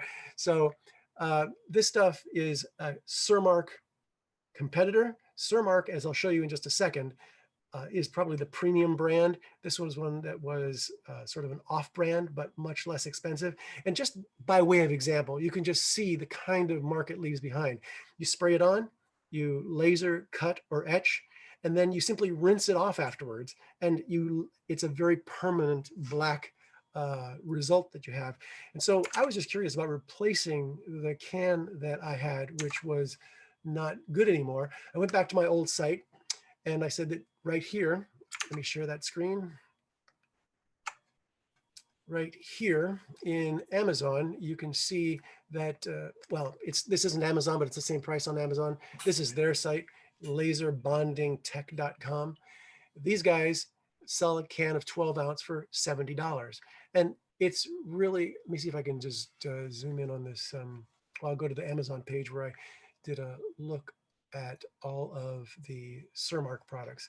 So are you guys still seeing my Amazon page where I have a row of cans? Okay, so this is the stuff that I got a few years ago. 10 bucks, inexpensive, great way to get started. Not a super high contrast result. If I knew where it was, I had some examples around here I could show you. It's kind of like a dark gray, nothing crisp, okay? Surmark is the premium product. And when you want to do metal, for instance, or metal and ceramics, they have different ones for different materials. You can see you're over $100 to do that. I came back here, saw that my material right here, this LBT, was still 69 bucks. And then I came across this guy right here, which is 49 bucks for another 12 ounce can. Don't know anything about it, but 143 reviews and 4.5 stars. I looked at it, I thought, okay, let's take a peek. And this stuff, if I were doing marketing, I would be putting my best results out there, okay? But here is a nice example of really stark contrast on shiny chrome metal. So who knows what it looks like on a lot of other examples. Here is an example of a $50 can of spray that you can put on various surfaces. Let's see what materials it says. That's awesome. So here you have, without the spray, you put the spray on, it looks like that gray film on it. And then you go ahead and mark with your laser, and then you rinse it off, and you get that permanent stark contrast. That's great, Travis. Pardon? I said, that looks great. Yeah, it does. And I can't say how great just because this is marketing material, but at 50 bucks, it's certainly worth a try, right? Here it even says what the settings are that you'd use. Now for a CO2 laser, a minimum 25 watts, fiber. So it doesn't have a diode laser setting here, but I'd imagine 25 watts at, I don't know how to read their speeds here, 15 to 30% speed. I'm not sure we could do this on an auteur, is I guess what I'm leading up to. I was trying to figure out what materials they do. There's David's famous grid for testing results. But this is an area that's worth getting to know because it is something which, when we were talking about getting consistent results, when Tom showed us the tile where he put on 2 coats of orange and 1 coat of black, today you may have a slower hand, or tomorrow the can may choose to spray more. Getting consistency is tough. But this kind of a product will make that consistency a non-issue because it's chemically reacting to do what it does. And let me just see if I can give you an example. This one is for ceramic and glass. So you can see that it's a notion in the bigger picture of applying something on different materials, laser etching, and then rinsing off that material and leaving a mark. But there's obviously a different formulation for ceramic and glass. This one right here is for metal. This one's actually for lubricating hinges. But and it takes an act of Congress to get that dry Molly Lube off of the metal. Because it is meant to be a lubricant. It's meant to stay on there, yeah. Yeah. So I haven't tried any of these other things, but I was thinking I'd love to try Surmark, but not pay as much. So I was trying to see what size bottles. They have some 2-ounce bottles here. They also come in a liquid form. Oh, I bought a bunch of these a while ago. It's a related topic. I'll just take this quick digression. You can buy these cards, and essentially they are pieces of aluminum. So they're sheet aluminum, the size of a business card, but they already are coated with the Cermak-like material. And so you just put it under the laser. And in this particular case, I was wrong in saying it's the Cermak-like material. It's exactly the opposite of a Cermak-like material, because whatever you etch, it just burns away and you reveal the shiny metal underneath, and you end up with silver letters and black card. Or the vice versa. If you just you etched off everything else and left the black behind. So this is a really fun and inexpensive way to get into that. And let's just see whether or not it says anything about the power levels that are needed and whether you could do that with a 5-watt laser. No clue there. But I suppose if we went into the comments and the questions that are asked, we could find out. In any case, the two topics I wanted to bring your attention were this material source, Johnson, I think is what it's called. What were they called again? The company name was Johnson Plastics, and how it might be worth roaming around there to see if you can get some raw stock to work with on some interesting things. If this was a month ago, you might have been able to do a bunch of interesting Christmas gifts, for instance. The other thing was to take your laser in the direction of marking on metals. And I sort of introduced the low-end $10 can, which doesn't yield great results, to the Cermak type material, which does really great contrasty stuff, but can be pretty expensive. But we now have cans of 12 ounce from $50 all the way up to the Cermak, which is around $120. And Travis, I got that Brilliance stuff, the one that was 49 or whatever. You got. I got a can of that today. This one here. Keep going, that one. Yeah, only I got the 2 ounce job. It was only $20 or something. Okay. Or 24, and it's supposed to cover like 1,000 square inches. So it's like 1,000 square inches. Okay, great. It says, right there, it says low watt dye are not recommended on that one. Oh, right at the bottom there. Yeah. So anyway, I'm going to try this, and I'll let you know how that happens. And it looks, Alan, like it's for, in this case, black on metal. I mean, that's what I'm taking away from the naming. Which makes me wonder, what kind of variety of product is it in the family? Could you get red? What kinds of things would be possible? Anyhow, we've been at this for, sorry, Alan, I didn't want to take up too much more of your time on this one, Alan, but I wanted to squeeze those two things in before we ended, since they were on my mind and I had the stuff at hand. So we're gonna move this to once a month, and we sort of did a once every 2 months because of Christmas and Thanksgiving. So our next meeting will be the 3rd Friday of January. Okay. For everybody, so we'll put that out on the shop calendar, and everybody can mark it on their calendars and stuff. Does anybody else have anything? I got a whole bunch of stuff to show, but I figure we can wait that. And I don't do anything except cut laser stuff. So Can I ask you a question about doing laser etching on large material?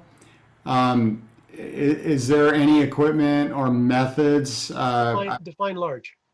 So I have an 8x10, or I'm sorry, 5x11 piece of sheet aluminum. And I'd like to, We're talking feet? Yes. So is there any equipment that can, or how do you engrave something like that, or etch, or any process for a large? It's basically my front gate, and I'd like to figure out a way to do something on it. Okay, I'm just going to show you one product which doesn't happen to be constrained by a gantry. Can anybody guess what I'm about to share with him? Little second. What? Little Otor?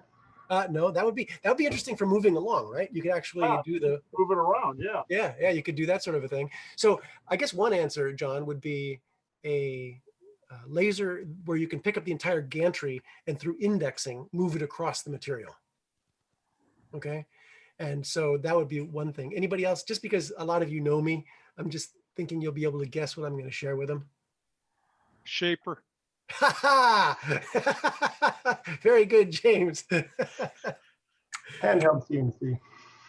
So this is a tool which is basically a CNC, but it's gantryless. It's kind of in the form of a plunge router, and it's guided across the surface by augmented reality. You put down tape of dominoes.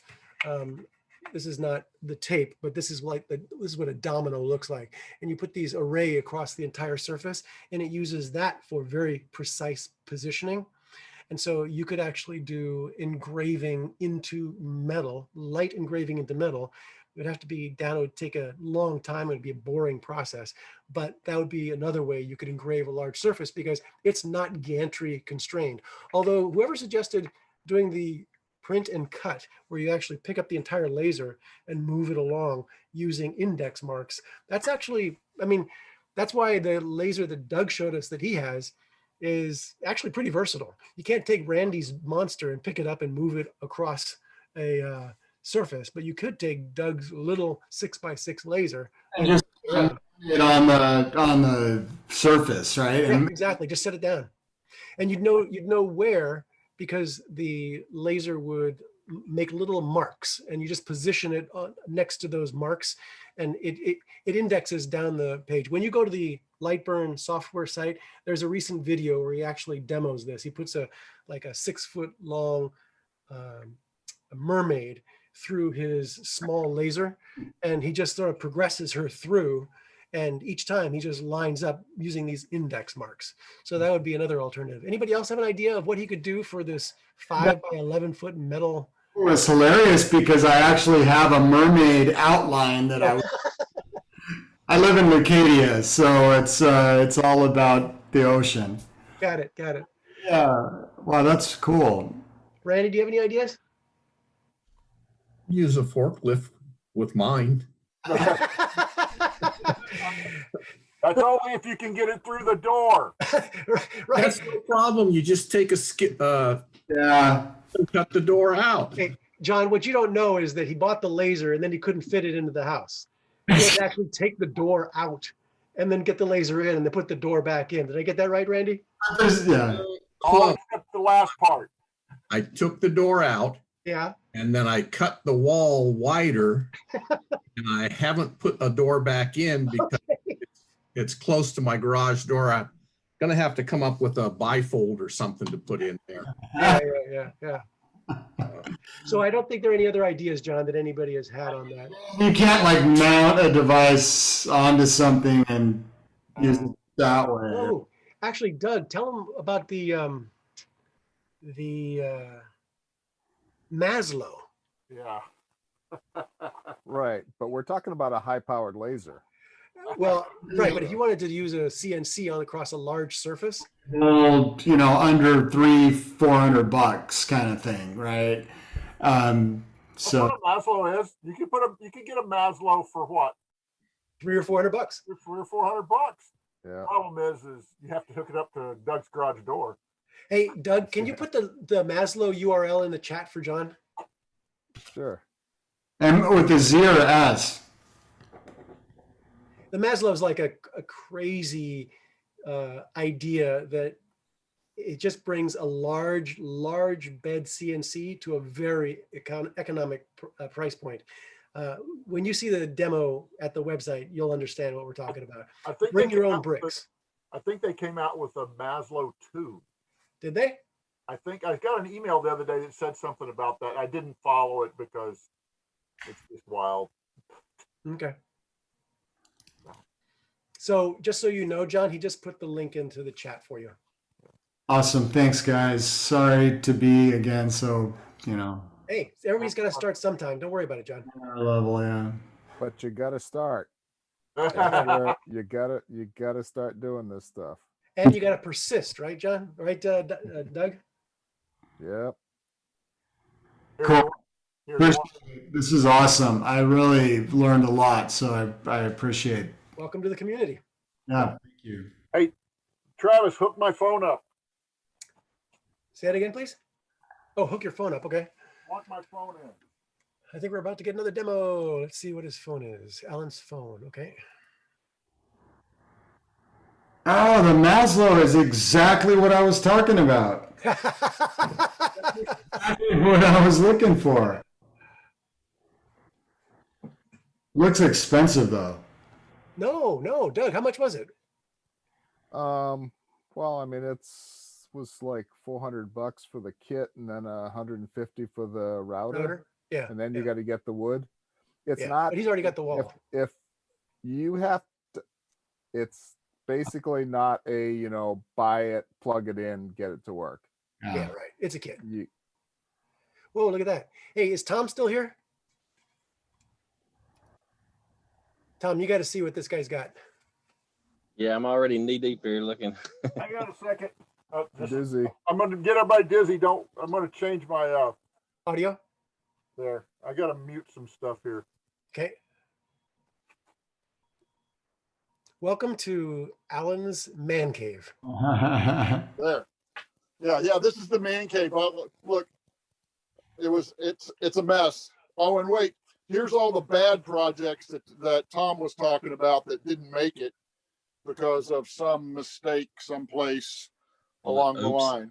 But here's my this is my latest box. Hey, can I brag on you for just a second, Alan? Sure. We just did a holiday gift sale at the shop. We raised and are continuing to raise money, but we're already in excess of $20,000 from the event. And the entire 3 days, the entire laser customization undertaking was run by Alan, and he had a regular stream of guys working with him. I think that some of the people who were with him at one point or another were on this call. So Alan's really knee deep into this laser stuff. But John, the irony is that he's president of the Scroll Saw Club, and he doesn't do that anymore because the laser has taken over his life. So here's the nice. So, and then that's the glass one, and then here's a stainless steel one. But this was using that Molly chrome stuff. That you got that good a result with the Molly. Very good. Yeah, except you don't want to know how hard it was to clean that stuff off. So I have a alcohol problem because I want to put alcohol on all of my Christmas trees. So I just got through making 25 of these boxes for all of the niece and nephews. So that was a boy box. This is the girl box. What wood did you use? What type of wood? It's 3mm Baltic birch. And Tom, this is the area that you have to get that more powerful laser to get into, just because the auteur is great for etching, but you still can't make a dent that's not looking like char in 3mm Baltic birch. And yet once you can cut 3mm Baltic birch, this is the kind of stuff you can start doing. Yeah. So this is my 2 cents worth though. Oh, it's 2 pennies in there. Okay. Then these were my Christmas decorations. This is the back. This is the front. Isn't this the one that you did hundreds of for kids? And no, didn't you customize a bunch of these at the shop? No, not these. Yeah, I did, but it was the ones you cut out. We didn't have little girl ones. Oh, we didn't make any of these. We got to do that next year. Yeah. So my daughter just got engaged. So there's the engagement, and here's her. This. So she got engaged on the 5th. Oh, the rings. Yeah, nice. So and then she wanted it. So she said, "Dad, can you do an ornament for me that says I got engaged, but don't make it too cheesy?" So I sent her this one. Or I sent her this picture. She hasn't cheesy yet. So she goes, I go, there you go. That's it. It's not too cheesy. Our COVID fine ornament. There you go. The dog. Little snowflake. Hey, Tom, do you have any? I mean, Alan, do you have any one of your multicolored ones that you stained layers? No. Well, no, they sold all at the thing. Oh, they look so good. And then this is a big one of the same thing. This is what is that? 10 by 6 or 10 by 8, something like that.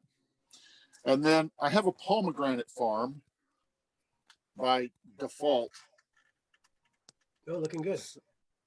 So I make pomegranate juice for people. And this is just like a Tabasco sauce bottle I bought off of Amazon. That's like an elixir of life. What city are you in? Fallbrook. Oh, my aunt and uncle live in Fallbrook. I'm going to visit you and get some. So this is so John and Tom, this is the Frankenstein laser from hell. That's, if you can see here, this is an extension to the laser tube that was put on. This is a half installed compressor controller. Oh. We've so I blew my laser up last year about this time. I blew the tube in half. So now I went bigger and bigger and all of that stuff. It wouldn't fit. Tom, if you ever get one of these, you'll never go back to that little diode. Yeah, that's what my wife sprayed of. So see where my diode laser is? It's dusty. The fan is clogged up on that thing just because of all the stuff coming from the big one. Yeah. So anyway. Great stuff, Alan. Yeah, unplug me. Okay. Man, he's got stuff for days. That's what I was talking about. You know, how long, does it take to accumulate? So, Alan, how are we doing? Can you believe we're 2 hours into this and people are still looking at the screen and involved? Yeah. Because it's a fun thing to do. Yeah. And we haven't done it for how long? Yeah, it's been a while. Months, so all right. But the third week in January, that Friday, 7 o'clock? Yes. Yes. And everybody come back. Tom, you need to come back. Bring us some more cool looking stuff. John, you need to be here. Be watching for Travis's next laser class, which I don't even know when those are going to start up again. Who knows? But all right, does anybody else have anything cool? Since we've been Looks like Randy's got something. 2.5 hours. Oh, I don't see. Oh, Randy's got an elf door. No. It's a gnome door. Oh, excuse me.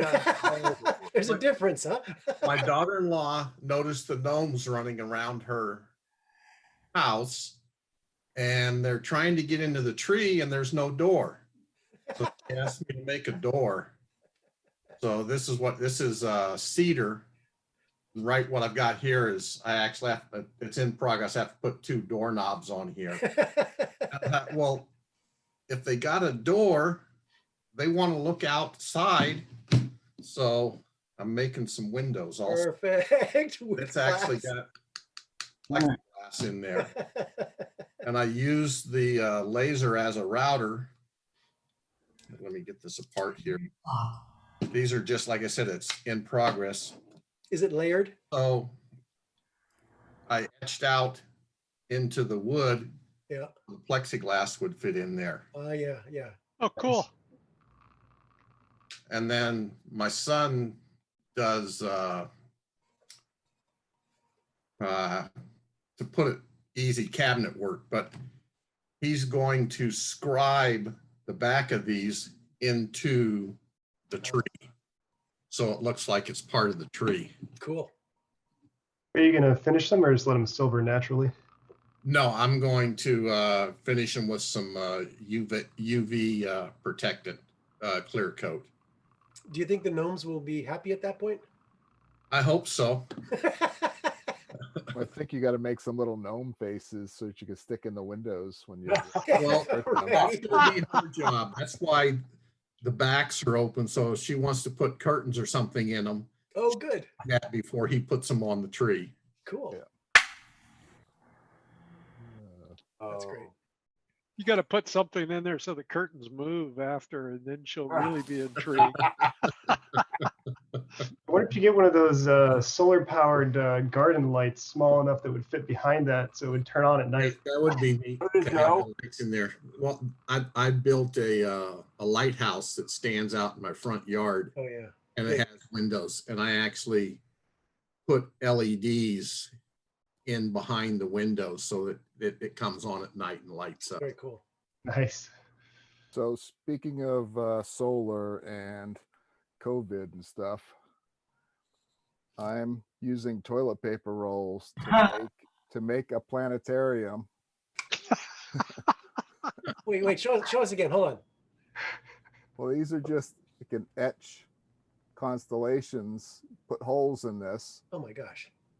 and then cut up a strip LED for a light, and that'll basically do a So it's like lying under the stars as they pass by overhead.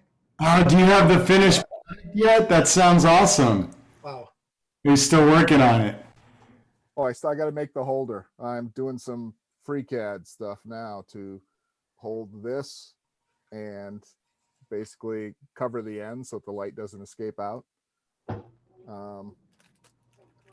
Best use of a toilet roll I've ever seen, Doug. I know. That's how I approach this. I was like, okay, we've got all these toilet paper rolls. What do I do with them? Now we know who was hoarding all the toilet paper. You know what's funny about that, Doug, is when we first got the lasers at the shop, I thought, oh, this is great. I'll start saving up all sorts of toilet paper rolls and wine bottles so that people can practice on the rotary.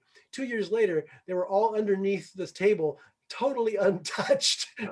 So you put them to much better use than we did. So yeah, that was the other thing. It got me to pull my rotary out and figure out how to get that all working. Is that on your Ortor or on your K40? It came from my K40, but I've never used it in the K40.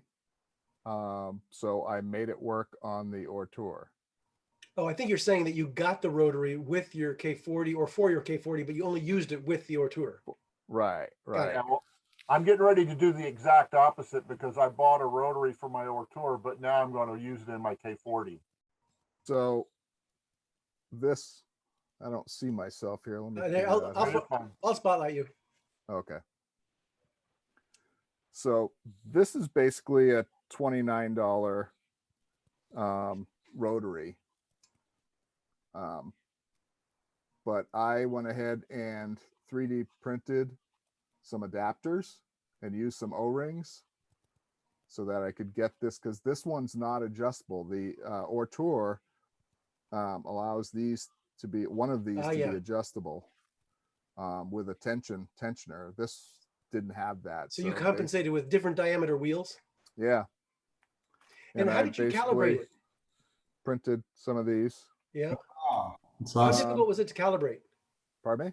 How difficult was it to calibrate to get it to work?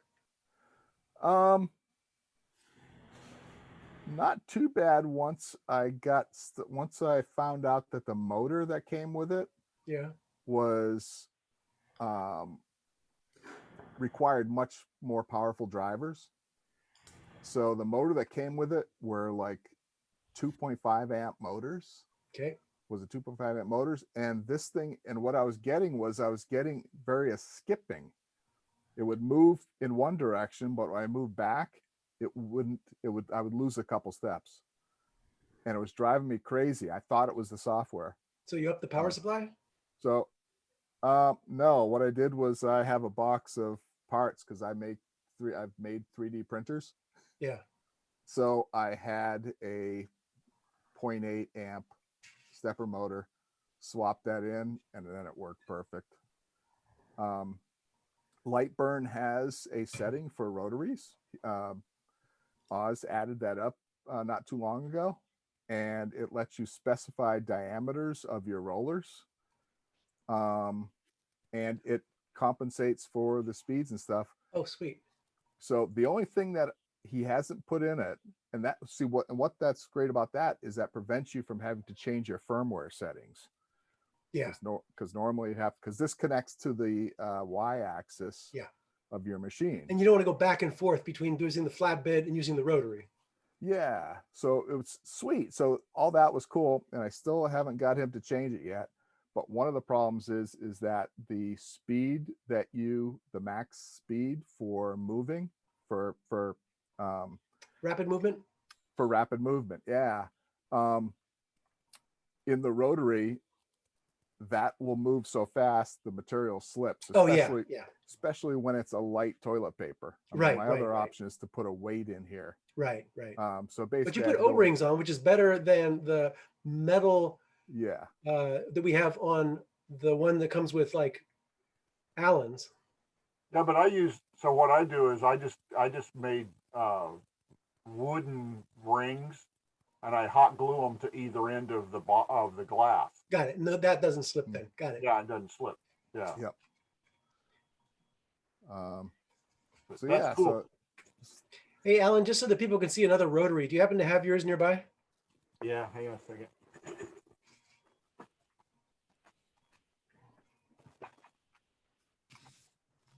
Alan's got one of those iconic shops. When you look at it. No, it's just a big junk cave. So here's the little one that comes with the Otor. The one Doug was talking about. Could you hold it up again and still? Yeah. Okay.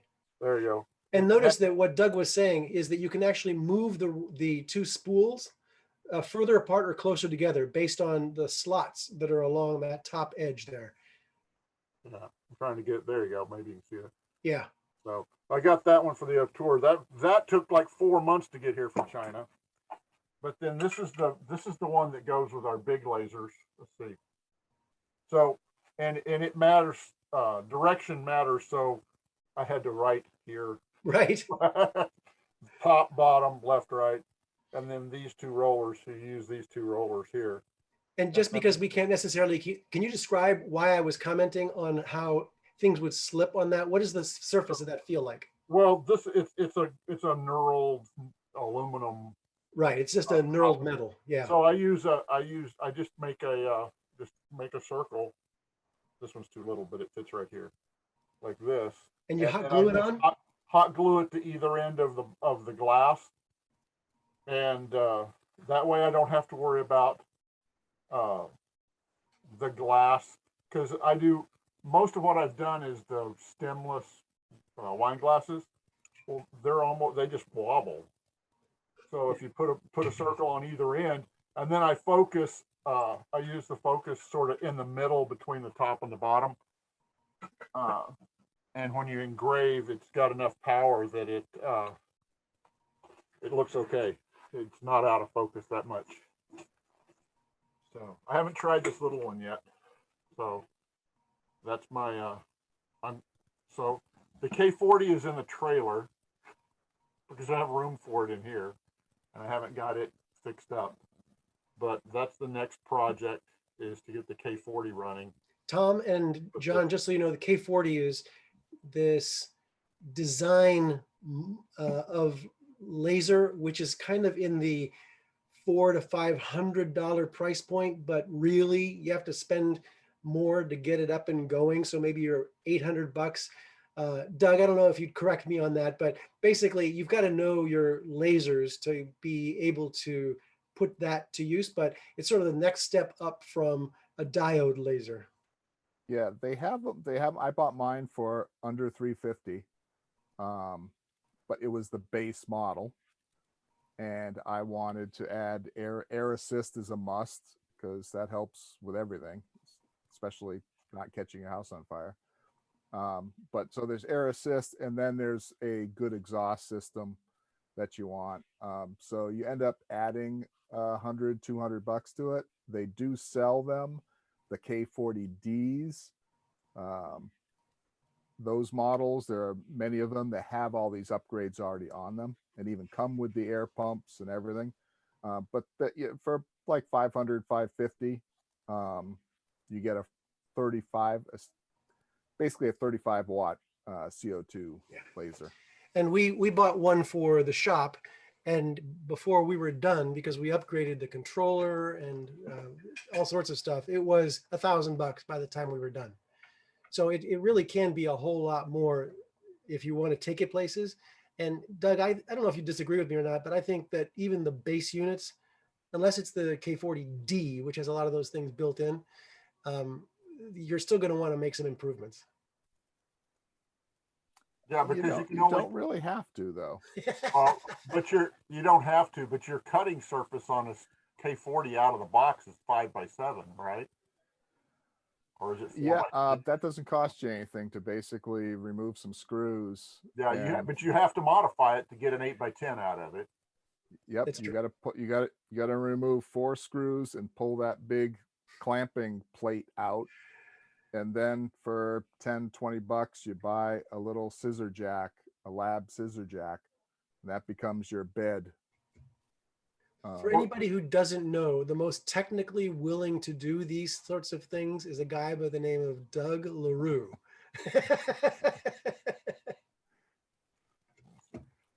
Yep. I've been around the block. I kind of have a background in everything. Yeah. So what's your mobile number? So 555. Yeah. Right. So anything else, Alan? No, I don't have anything else. We're just sort of wandering around now, but that's fine. But we probably ought to go in, and it's 8:15, and my wife's going to wonder where I went. Tom's wife. Me as well. What are you doing? This is going to be a 30-minute call. Yeah, well, I think Tom gets the He-Man award because it's 3 hours later back there. He's up past midnight now. Yeah. I thank you all. This has been fantastic. I've learned so much. You guys this is so cool. I love this technology, and I look forward to, maybe contributing rather than just listening next time. So listening and learning is okay. We are all there at the beginning. Say, John, just realize this is a slippery slope. I met Alan and Travis about 2 years ago, and we won't talk about how much money I'm in on CNC. wait, John, just so you know, he continues to work just so that he can buy more toys. That's the only reason he continues to work. Okay. That's where I'm at. I'm starting to get into these types of things because I'm tired of working. So I enjoy this stuff. Yeah. It's getting more difficult. So thanks, you guys. Hey, Rob, just tell everybody whether what I said is true or not. Which part? The part that you continue to work just because you want to buy more toys. Well, that is the primary reason. Right. Okay. That's spoiling grandkids. Right. Awesome. All right. I think we better end this before everybody gets too squirrely here. Great. Thank you very much, Alan. All right. Thank you, everybody, for showing up. We'll see you. Thanks, Tom. Good night. Thank you, Tom. Thank you. Nice meeting you all. All right. Bye. Bye.